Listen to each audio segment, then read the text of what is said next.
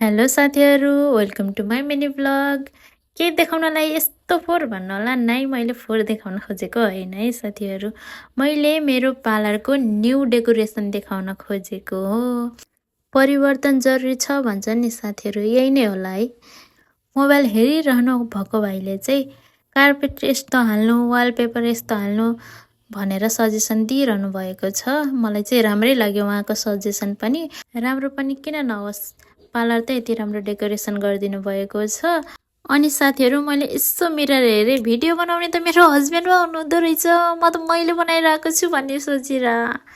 काम त अझै 1-2 दिनको बाँकी नै छ, फिनिस भएपछि कस्तो होला भन्ने सोचिरहेको छु के साथीहरू।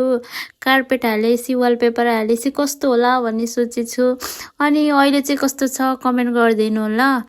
नराम्रो भए पनि मेरो मन राख्नको लागि भए पनि राम्रो छ भनिदिनु ल साथीहरू। अनि भिडियो चाहिँ अन्तिममा आइपुगे। बाई बाई साथीहरू, फेरि फिनिसिङ भएपछि भेटौँला। Okay, bye bye, see you soon.